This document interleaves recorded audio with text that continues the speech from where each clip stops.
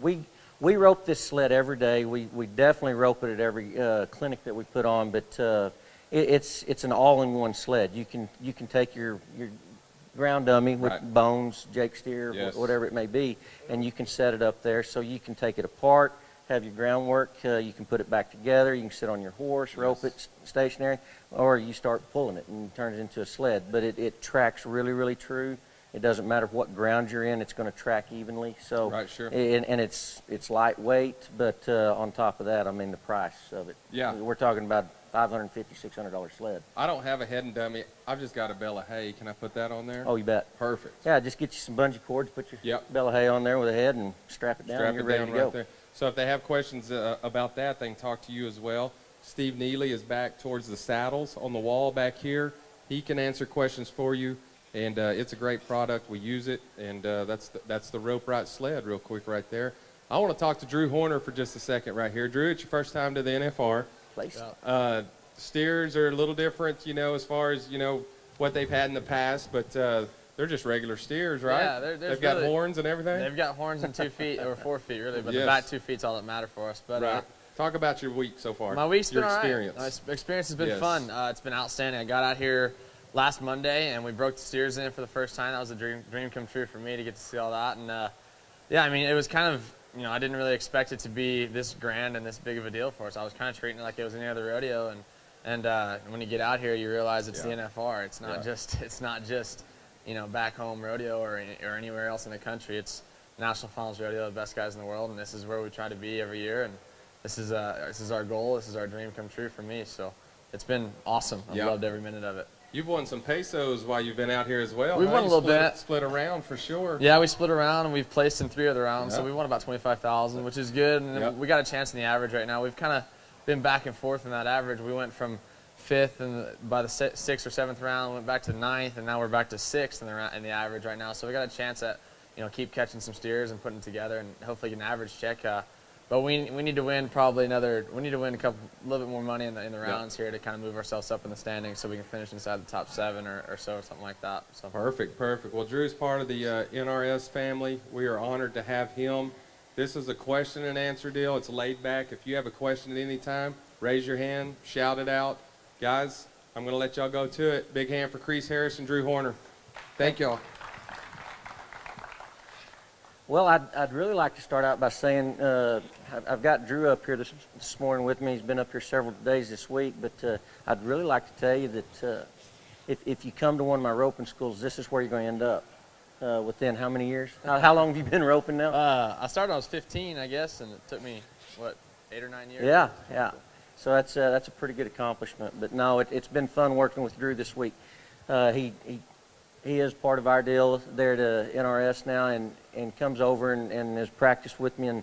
And what we're going to talk to everybody about this morning is kind of what we go through at NRS and at those clinics. So we offer level 1 clinics. We offer, which would be my beginner clinic, on up to more of an advanced clinic. But what we teach and what we talk about is how people go accomplish getting better at the game. It's not about us teaching you to rope. Not 90% of the time when somebody comes into a clinic, they already know how to rope. They're just hitting roadblocks somewhere. You're running into those problems that every one of us have. And so that's what we're going to address. We've talked about it every day this week or during the finals, and we'll continue to stick with that, because it doesn't matter what level of clinic that you come to, we're still going to be teaching fundamentals. We're just going to start tweaking your game. If it's a level 1 clinic, we're definitely not going to be worried a whole lot about headers turning steers and facing, and heelers getting their dally. We're going to put all the other stuff in place first. So, saying that, has everybody had a good time this week? How many of you just rolled in? Oh. Here for the duration. We got some veterans. Yes. All right. When we do our groundwork, it is about creating muscle memory, okay? You can make a lot of good things happen right here. You can make a lot of bad things happen. And so what I really like to start all of my students out on is when they're doing their groundwork, I'm focusing more on their balance than I am really what they're doing with their swing and their delivery. Because I'm going to give you an analogy right fast. And if you've been around that facility, you've heard me talk about it. Golfing and roping are so much the same, it's not even funny. And you're sitting there saying, oh, maybe I don't need to rope because I'm not real good at golf. No, that's not what we're getting at. What I'm saying is you hit the golf ball with the club head, which is the piece of the club that's furthest from your hands. And we catch with the tip of our rope, which is the piece that's furthest from our hands. So when I don't have core balance in place on a consistent basis, that is, if I ride my head horse out of the box and I lean forward, which most of us do, we try to chase our target with our chin instead of with our horse, then I'm out of balance because my left hand comes back and my left foot goes back. Now you're trying to hit the golf ball standing on one foot. Does that make sense to everybody? So I see people hit that roadblock day in and day out that they say, man, I had a great practice today. I caught 9 out of 10 or 10 out of 10. And then, day before yesterday, I couldn't even catch one. And that's why you see the highs and the lows. Because this game is 80% horsemanship, and we're putting 80% of our effort into this instead of 80% of our effort into that horse. Okay? So you can get really, really good with this rope whenever you find your core balance. Okay? I'm gonna let Drew rope the dummy, and as he ropes the dummy, I'm gonna let him kind of jump in there and plug, but I'm gonna explain stuff to you to look for whenever he's roping the dummy. Right there, he's got his left foot forward. I'm a huge fan of pushing left foot forward on your groundwork for this reason. It squares your shoulders to your target. Our sport's no different than any other. He's got his swing loaded up. His tip is turned over and ready and loaded before it gets down to the right horn. But his left hand's in place. Look at his core balance. He's up and down right there. He is not bowed out over the front of his horse. You can go ahead and stop swinging. Whenever you get tired, stop. You got to save some of it for tonight, right? Yeah. Okay. But your core balance has to be in place on that right there. So when you see somebody rope the dummy and they're really crawling out into their delivery doing this, and then they're stepping out like this, there's no balance. Go ahead and rope it a few times, and I'll let you talk to them, Drew. And again, anytime you want to interact right there, go ahead. I think, yeah. Well, I guess you're about to probably touch on it, but like, is my mic on? Mic? Your mic. When you're up the dummy, the most crucial thing is that just to learn proper balance and to learn core posture and core balance is what we're talking about. You've got to be able to stand here, left foot forward, on the balls of your feet, not out here on the toes, way out here, or not on your heels as much, but right here, just kind of straight up and down, and using both hands to your target. So when you deliver, my left hand's going to guide my rope on too. Also with it, my right hand takes it to the target. And then when you pull your slack, I didn't really just show it there. But when you pull your slack, I'm going to rock back a little bit on my heels. And right there, Krece is going to go into here in a minute about horsemanship. And that's going to help you develop when you rope. Watch me pull my slack right here. As I come back, it's going to help me ride my horse and sit down to where I can give a better handle in that corner. And also sets up for everything for the finish when my heeler ropes 2 feet whenever he wants to rope. Krece will explain that here in a minute as we progress into horsemanship and balance. Yeah, it's so key because he has other drills that he works on as far as staying square to his target. He likes to rope as he's walking to it and keep walking. And what that does is it keeps his shoulder square. But it's like we were talking about the other day. It doesn't do you any good to keep walking until you learn to get back on your heels. Horsemanship 101. How do we teach our horses to stop? Sit down. Sit down. And so all of us have run into this problem that we keep talking about. I've heard Walt talk about it during his seminars. But you draw a money steer, what we call a money steer, a slow steer. Not one of those hard runners. We draw one of those steers that's a little bit slower. And then when we get that steer, we nod our head, and the first thing we do is, oh, he's slow, and we pull. When we pull, the hand comes back, the tip of our rope goes up, and then all of a sudden we waste that steer. And what ends up happening is we've got our horses running by because we're overriding them. We're not sitting down and saying, slow down or stop. Okay? So that's, if you've had a problem with your horses not rating slow cattle and you're not catching slow cattle, it's really not what you're doing with this. It's how you're riding your horse that sets that catch up. And so when we practice what he just did right there, roping and coming back to your heels, again, it's muscle memory. What you're teaching yourself is to rip your slack and sit down so your horse rates.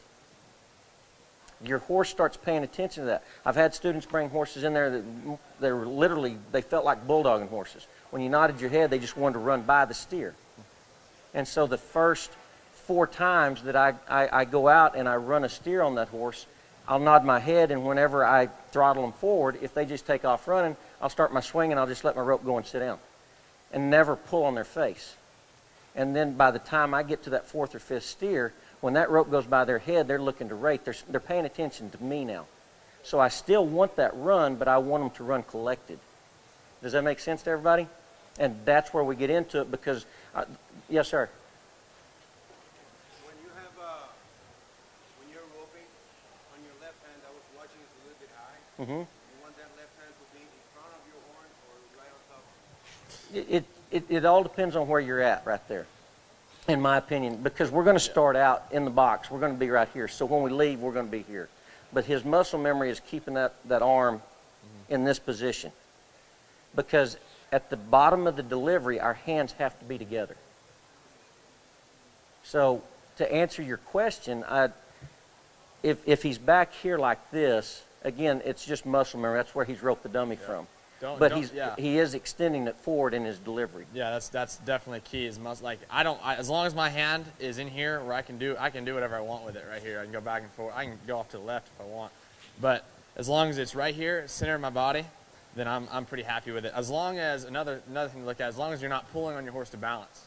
Because if you're pulling on your horse to balance, you're rocking back even this way. However it takes for you to pull and balance, you don't want to do that because then you don't have control. This dummy drill that we're showing you will help develop the balance to where you can stand up here, eventually stand on one foot, and move your hand wherever you want, or however you want to put your foot, wherever you want to do it on both legs, and then you'll stay balanced. Yeah. Remember, the game's difficult enough as it is, right? I mean, it really is, and so when we go out there and we get ready to rope, it's so easy for us to get caught up in saying, oh, I need to go do this, I need to go do that. And most of the time, whenever we hit those roadblocks, we say, oh, I need a new horse, I need a new rope, my saddle's not fitting my horse, da-da-da-da. You just go on down the line. And what it amounts to is, I've said this all week, if you don't have time to come home and wrap the steers and turn the lights on and get all the horses saddled, or your buddies aren't going to come over and rope with you, whatever it is, saddle your horse up and go lope circles and swing your rope. You'd be amazed at how much you'll teach yourself just loping circles or just riding around the arena or out in the pasture swinging your rope, because now you've got to use your legs to ride your horse forward and you're swinging your rope and you can rotate. It's kind of like what he just said. You can move your left hand across, you can rotate your hips and shoulders, and all you're doing is teaching yourself that core balance in the saddle without even roping, just swinging your rope. So that's great practice. It takes 20 minutes to do it. Yes, sir.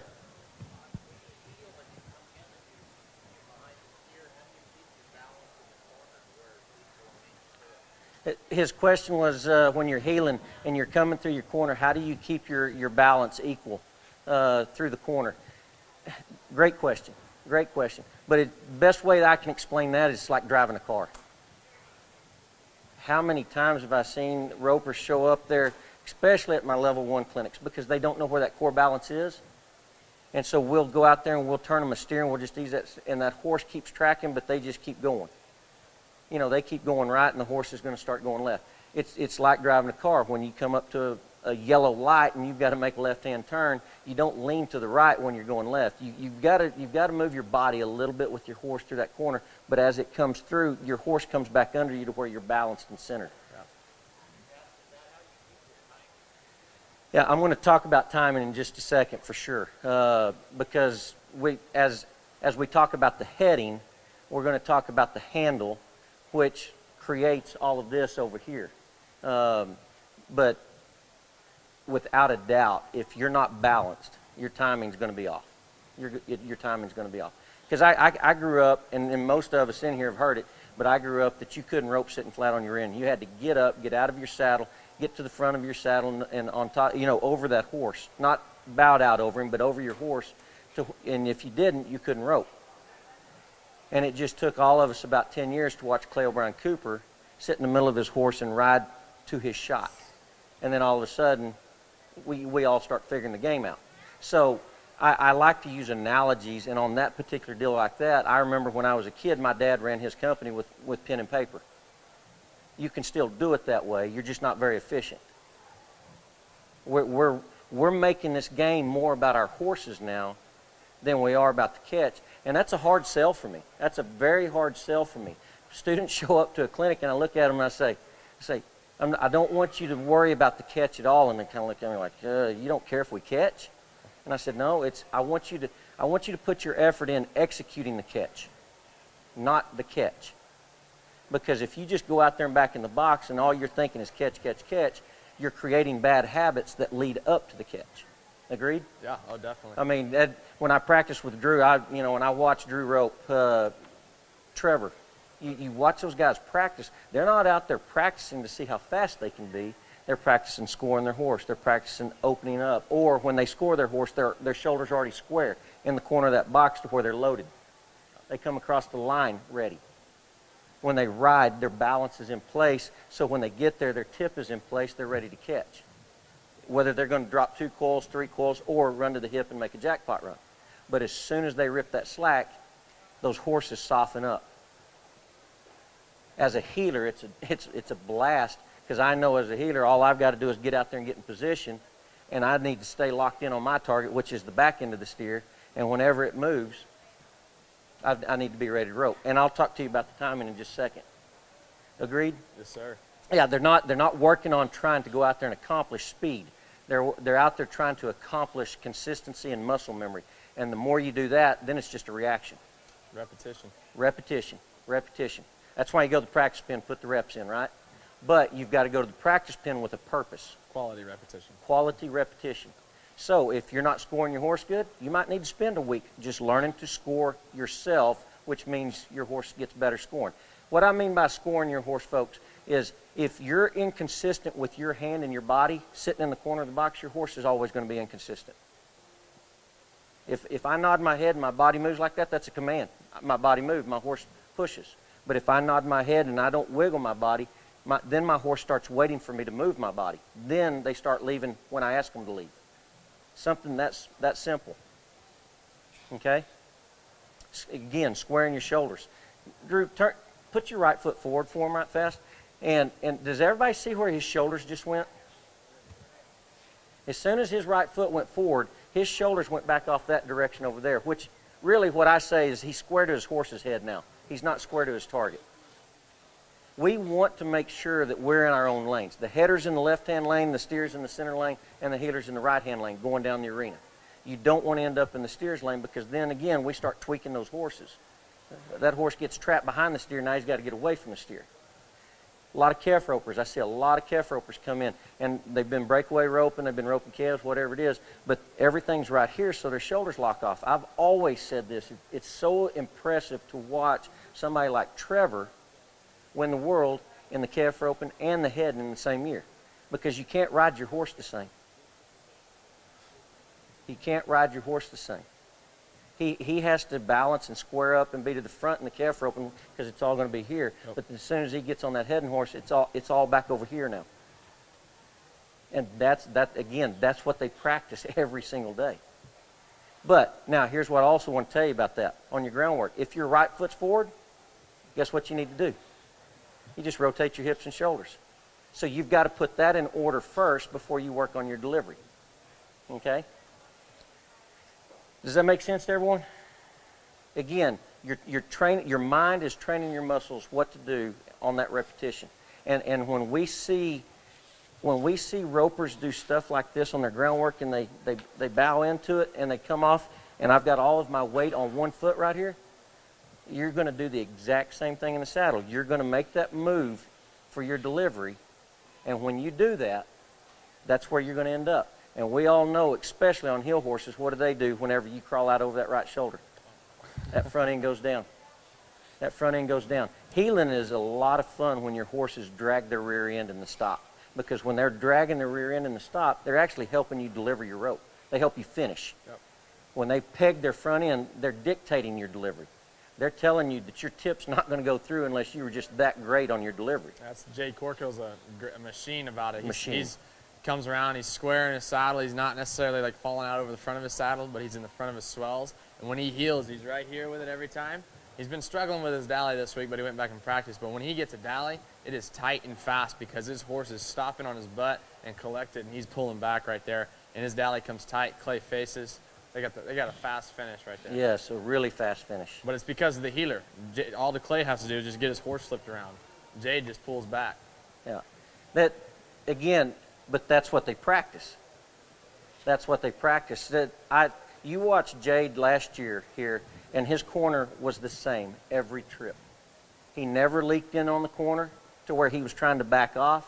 He kept his distance. He kept that pocket in place, and when he rounded the corner, he was locked in on the hip. So when he rounded, his horse was already collected and on his rear end, and his balance, his chin was still behind his saddle horn.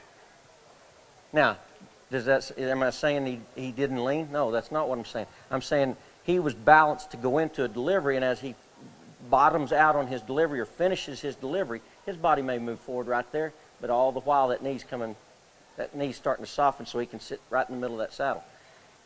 Again, a drill, kind of like that right there. That's what we practice. I would rather see my heelers on their groundwork that whenever they're swinging their ropes and they're delivering, instead of doing this here, I would rather see them mental discipline, really stay sharp with this. This is enough for me to have my horse ruin my delivery. That right there is making me stay mentally sharp, and then I can bend my knee, because when we go for our dally, we've got to stay behind our saddle horn. The dally's super easy when you are there. Okay? All right. Do you want to add anything to the head? Has everybody noticed we really haven't talked to you a whole lot about your swing and your delivery? It's been more about your balance, and it's been more about where we're trying to stay in the saddle. Yeah. But if we don't put that in place, that's not going to be consistent. There's a really cool, like, based upon what he just said, is that, you know, it's in every sport, everybody has their own style. If you watch different quarterbacks, they throw differently. Every header's got a different style. I have a real front to back swing, but it works for me. Clay Tryon's got a real rounded swing. It works for him. He's obviously the greatest header that's around right now. But everything comes back to balance. If you don't have balance, you can't have a style to even rope, really, because you're not going to catch consistently. So you need to work on staying balanced is the most crucial part of roping and riding inside of our sport of team rope, or really any sport in the Western industry, really. So if you watch any top roper, every single one of them, 99% of the time, is going to be balanced with their saddle. And whether or not they miss, really, I mean, if they lay one out to the side of it, they're still going to be riding correctly. They just delivered a bad loop. Everything boils down to core balance and posture in your saddle. Mm-hmm. It does not matter. I've heard people talk about it, that if your swing's not good, you don't rope good. I know that's not right. I mean, you get around some of those guys like Walter Arnold, they've been roping for years and years and years, and their shoulders don't work. Guess where that swing's at? It's stuck off over here, completely wrong. You know, their tip's not loaded at their target, their arms, you know, they say, well, you're missing because your elbow's down. No, all it is they know that they've got to ride a little bit different position, so they get a little higher, a little closer, and that swings off over here, and they just right horn, left horn. Okay? So it's not a matter if your swing's great or not great. We can work on our swings every day to try to get better with them. But what we are after is we're trying to get to where our balance is consistent in the saddle. And that's where those guys continue to win, because they're still sitting in that same spot. Okay? Now I'm going to talk to you about the timing. Again, we mentioned the header and the handle. If we don't get back to our heels, or basically get back in our saddle to ride our horse after the catch, then our bodies get rocked forward right there, and when your chin is over the front of your saddle horn, your horse has control. You're no longer the pilot, you're a passenger. Because now you're hooked to a steer, you've got the heaviest part of your body over the heaviest part of the horse's body, and it's making that horse labor right there. So how many of you have had this problem that you get to the saddle horn right there, and it feels like your horse is just rounding out like this? And you can't get that shoulder picked back up, and it almost feels a little out of control on the set. If you've been roping any time at all, it's happened to all of us. So again, when I get back in my saddle and get back on my pockets, then my feet are down. And when my feet are in front of my shoulders, that's what picks those horses' shoulders up. I lift my hand, and I lift my horse. Okay? When my horse gets on his rear end, then I can handle that steer however I want to handle it. Fast, slow, Because again, if I'm roping a steer with Drew and he sees me kind of cut that corner and come in a little bit too hot, what does he want to be able to do right there? He wants to speed him up and keep him in front of me. He's going to help me stay in time, and that's going to lead me into this. The most natural thing you're going to do as a roper, the most natural thing you're going to do as a roper is your tip will come down when your horse comes down in stride. It's all timing. I'm just explaining timing to you in a different manner. But your tip will come down with your horse's stride like that. So when your horse comes up in stride, your tip goes back. When your horse comes down in stride, your tip comes down. So if that is my steer and my horse is in the left lead, which he should be, my tip will be down towards the steer when my horse's front left leg is down and under his shoulder, directly under it. And I have people say, well, what does that have to do with the hop of the steer? Because we know that our tip's got to be down when the steer's legs are back. Agreed?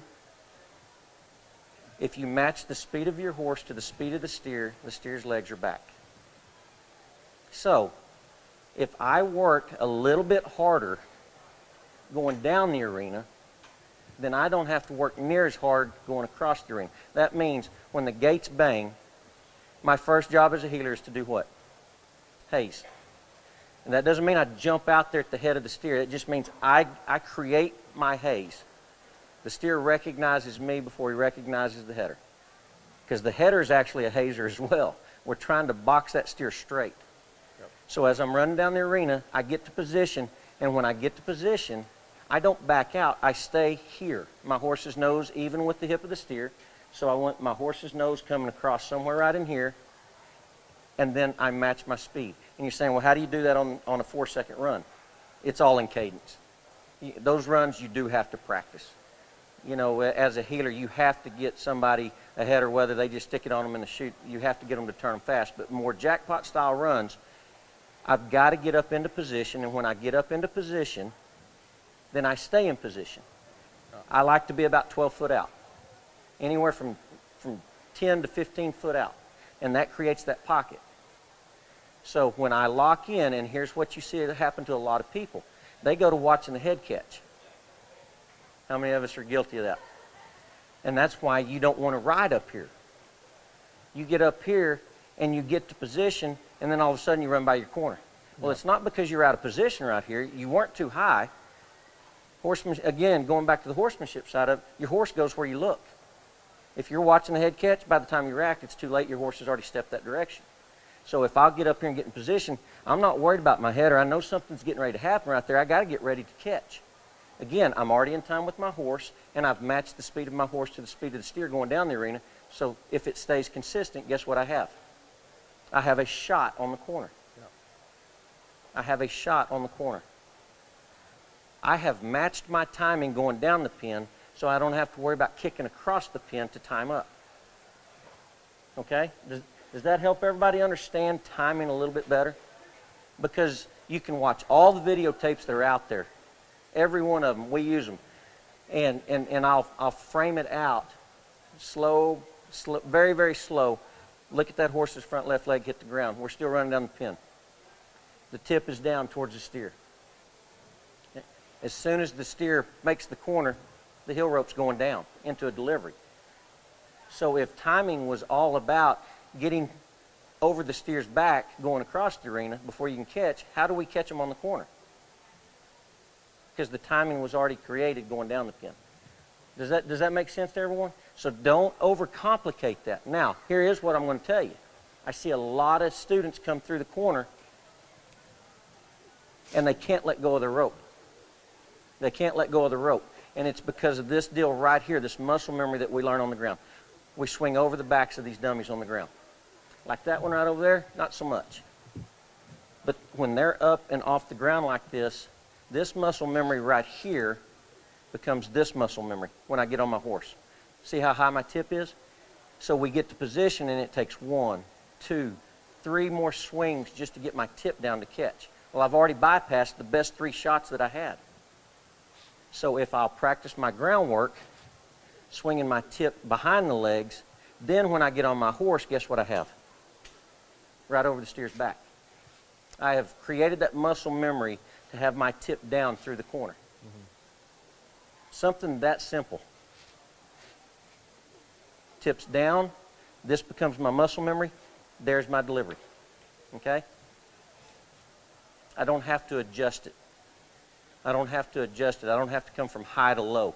And usually when we go from high to low, what do? We lean. And then that's when those horses hit us again. They'll peg that front end off. Gang, we talked about this a little bit yesterday. For all of you, fine-tuning your game. You know, it's really, really cool to be able to, as a heeler, to rope behind a header that understands that. So again, if I'm a little bit late and I get a late start on the hillside and Drew reaches and hooks one, he can't just go with him. He's got to allow me, he's got to slow down to be fast. And what I mean by that is he's got to slow down on the handle to let me get to position to square up and have a better shot. Just as if I'm out there and I'm coming in hot, like we said a minute ago, he might want to speed up right there to put that steer back in front of me. But if all that cadence is in place and we're locked in and he sees me out here where I'm supposed to be and he reaches and catches, he's just going to keep that steer consistent right there to let me have a layup. And that's what I mean layup. It is a layup because if it gets jerked away from me and I'm in position, guess what I got to do? I got to ride to him. How many of us have run into that problem? That a header doesn't handle a steer for us right there. And we try to make a shot happen. And that's where I want everybody in here to understand. It's not always going to be about that, okay? Don't feel like that you didn't do your job all the time if you don't come around the corner and rope them. Headers, you got to remember this. If the heaters are consistently catching their steers on the left fence, what does that mean? It means that handle, you probably want to work on your handles a little bit. No, they're just late every time. That's all it is. Yeah, we all know if you're a true team roper when you know how to blame it on your partner, right? You've got this sport figured out. But, yes, sir.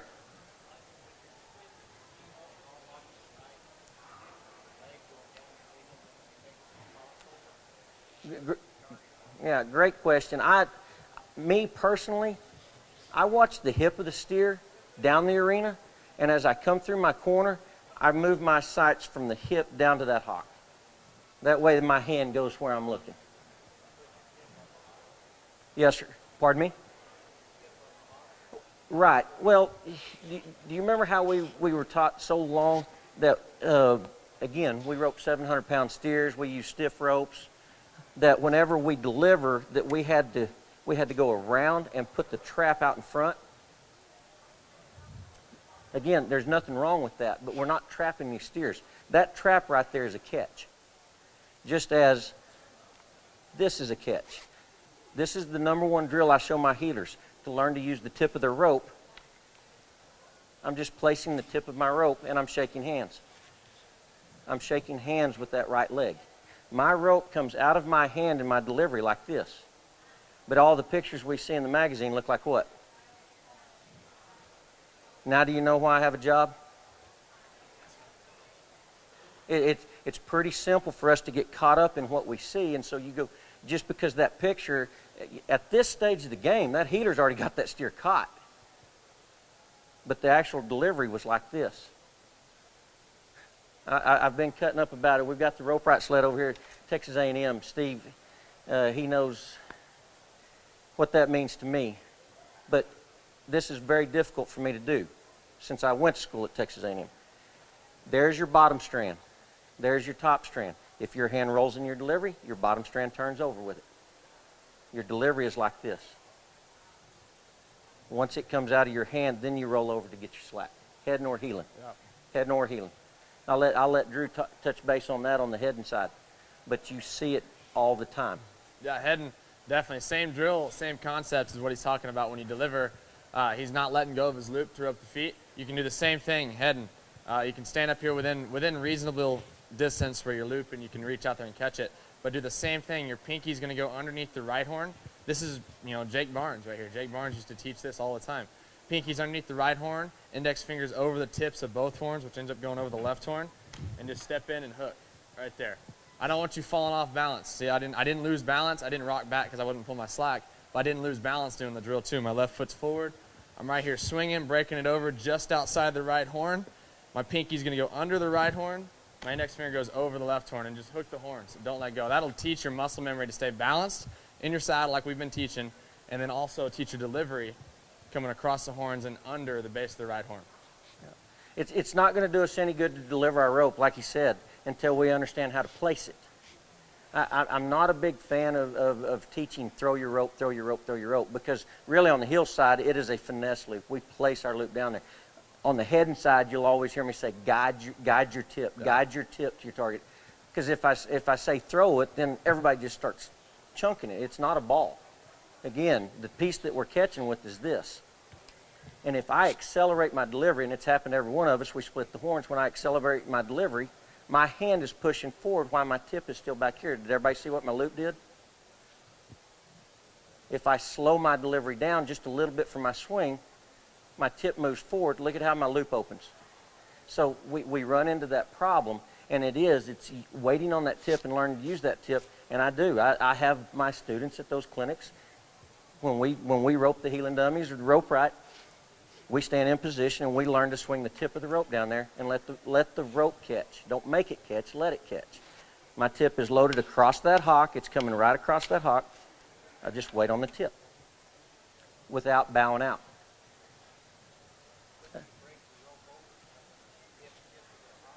Say that again. My bottom is down. My bottom is down. Yes, sir. It's going to come and hit.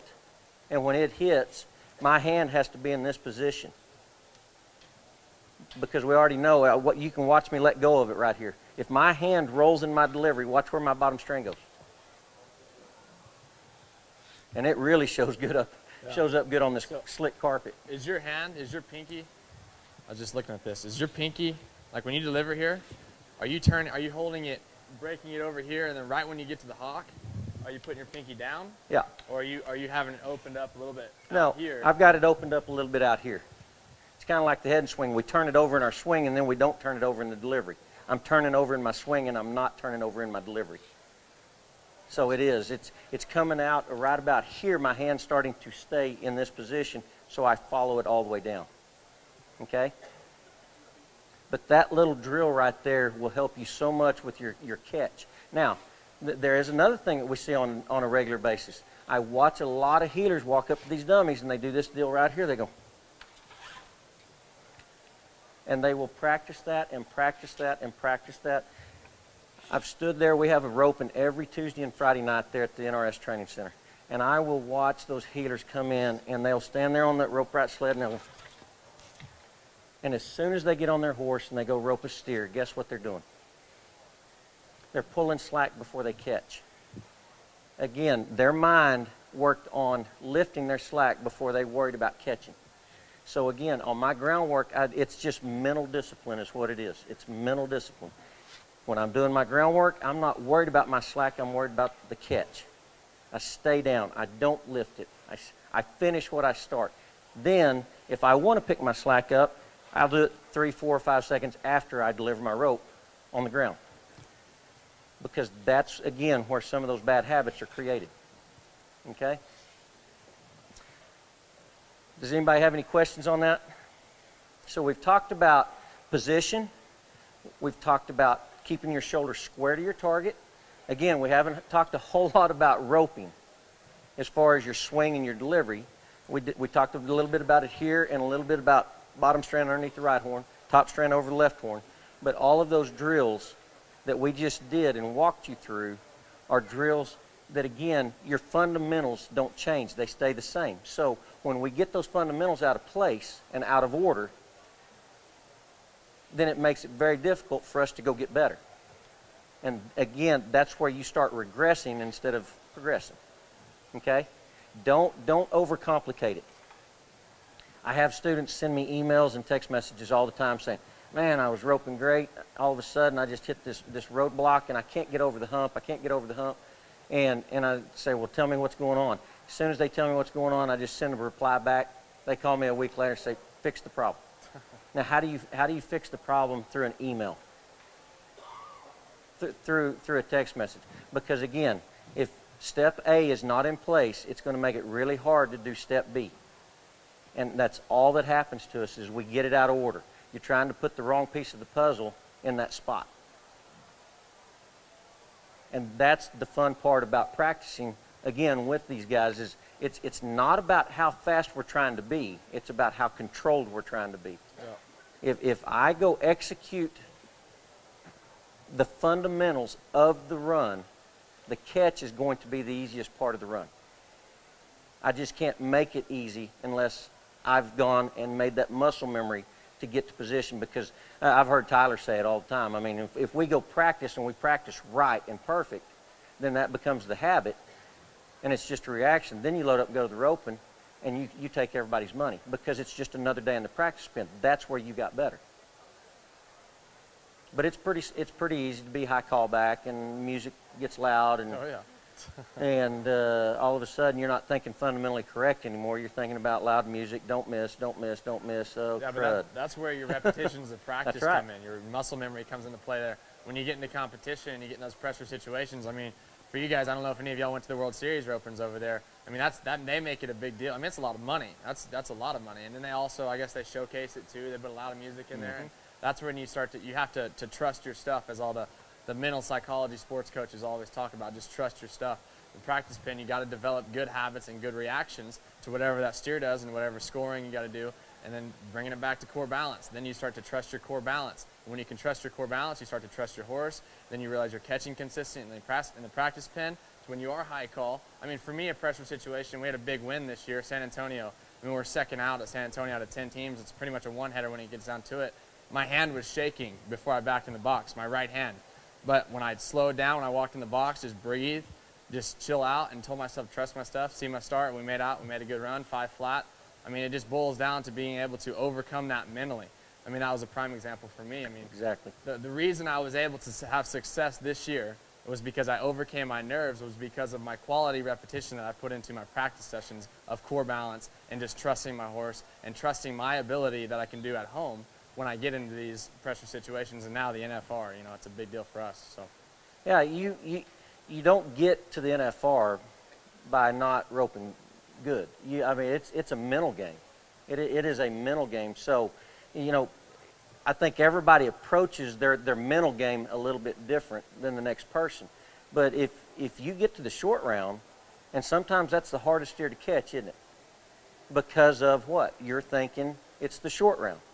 And really, in essence, that should be the easiest steer to catch, because you just went and knocked down 3 or 4 to get to the short round. Yep.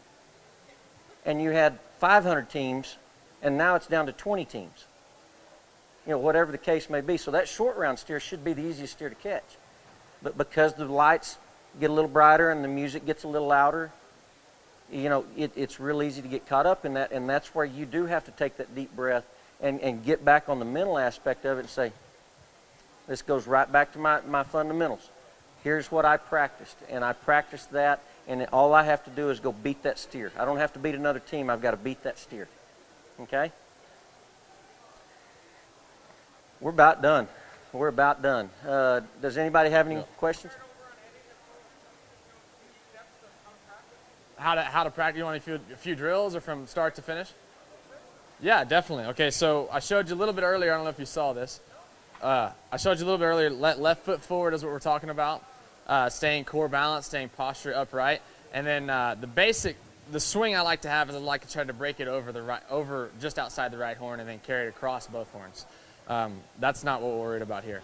We're worried about balance. So left foot forward right here, staying upright. My left hand is not freaking out over here and not pushing off to the right. It's centered in my body. I can do whatever I want with it right here. And then when I deliver, both hands will come to the target, and I pull my slack, and I'm coming back to my heels. Once you can do that, X amount of times, I set 100 in my goal, whatever you want to goal, 50, 200 if you want, whatever you want to do. Set that as a goal and reach that goal. Then you step up to doing it one-legged. So balance on one leg. Do not let this foot that is in the air come behind your other leg like that. Keep it in front of your other leg, so it forces you to stay upright. Do the same thing we're doing. Stay balanced, reach out, rope, and come back to your heel like that. When you can do that, switch to the other leg. So rope it with your left foot on the ground. Same deal. Don't let that right foot come behind your left foot. Stay balanced. Shoulders are square to the target. Rope it. Do that, 10 or 20 times. And now, stepping up to the next drill is, if you don't mind, go this. ahead. All right. This right here is a little bit more experienced drill. You got to kind of make sure you're balanced before you can step into this. He touched on this earlier. I'm in my lane. Steer is in, lane 1, whatever you want to talk about. This is him. I got to be 1 lane to the left. Come back here about 30 feet, whatever it takes. And what you're going to do is you're going to walk straight by the steer. You're not stepping left. You're not stepping right. You're staying in your lane the entire time, just like you're at a jackpot. Running right here. When you get to your spot, rope him, but keep walking by the dummy. This forces you, no matter what foot is forward, no matter where you're at in the arena, if your horse ducks left or right, your shoulders have to stay square to the target the entire time. And also, my angle changes, right? Right here, it's kind of a little bit more straight on. But as I get coming up here, it gets a little bit more to the right. So that forces me also, that trains me, my muscle memory, to react to where the steer's at. Say he runs off to the right, I'm over here, I got to turn my shoulders more. So if I can do the same drill from over here if we want. As I'm walking over here, my shoulders have to stay at the target the entire time. So that drill, I love that drill, but you got to be able to come back here and stay balanced before you can do something like that, because all you're going to do here is train yourself to fall off balance rather than squaring your shoulders to the target. Does that make sense? Was that the progression of what you want to see? Is that good? Okay, cool. It's, like that little drill that he's doing right there, it seems like we have a hard time chewing gum and roping at the same time, right? So when you're walking and you ask somebody, walk to the dummy and catch it while you're walking, boy, they start stutter stepping and it's just, all of a sudden it stalls out. You don't get to do that on your horse, do you? It's just a consistent move. So that's a great drill. That's a great drill. Because again, you've got to keep your shoulder square to your target. You have to. But going back to your question and what he just worked on, he was never out of balance. He was never out of balance. He never ever leaned over. He never roped on 1 foot. Every time he was balanced in his delivery. And again, that's what you're going to take right back to that saddle, and that's what you're going to take to make yourself better every single time. The catch is easy when you go make it consistent and have balance in that saddle. The catch becomes very difficult when you're trapped in the saddle, okay? And we're all guilty of it. Don't think for a second that it's not going to happen to you. It happens to us on a regular basis. But again, we know what to go fix. We don't go to try, oh, I need to work on my delivery. No, the reason my delivery was bad is because my balance was out of place. Okay? And it's real easy to pick up that mindset of, again, my rope's bad, I need a new rope. Or my saddle's not fitting my horse, something's wrong. And the more we think that way, the deeper that rut gets. Yeah. Okay? Good questions. Good questions. Does anybody else have any questions?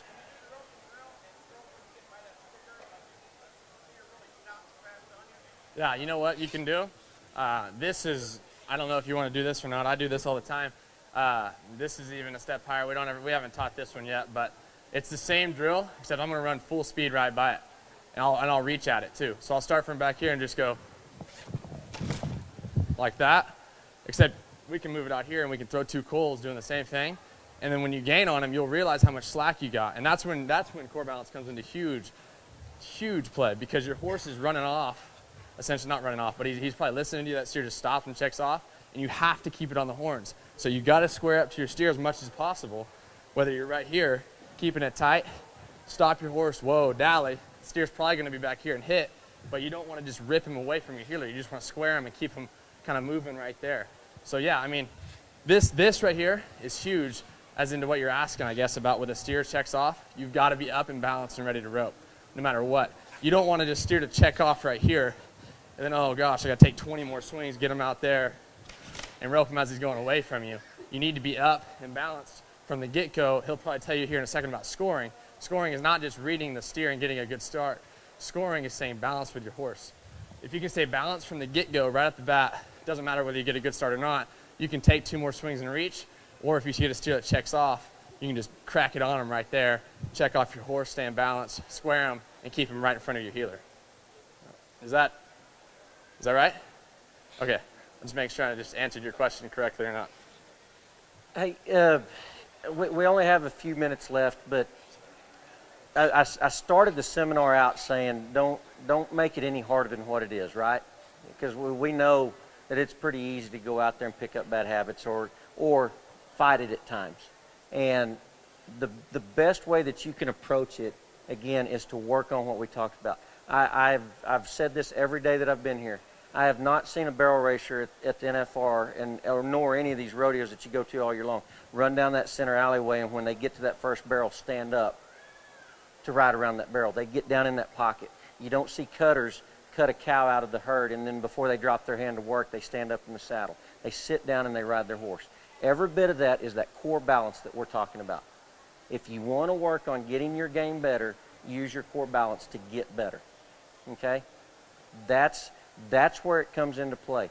Again, we can work on getting better with our ropes, but you have got to get this in position before you can go get good with that rope. And again, if we're picking up bad habits on the ground, they're going to transfer to your horse. They will transfer to your horse. You watch somebody rope the dummy one time, and especially if they're doing this in their delivery and they're bowing out, what I keep saying, bowing out to rope, I know exactly what's happening to them in the saddle, because that's that muscle memory that we're talking about. So keep it simple in your mind, and when you do it that way, it becomes simple.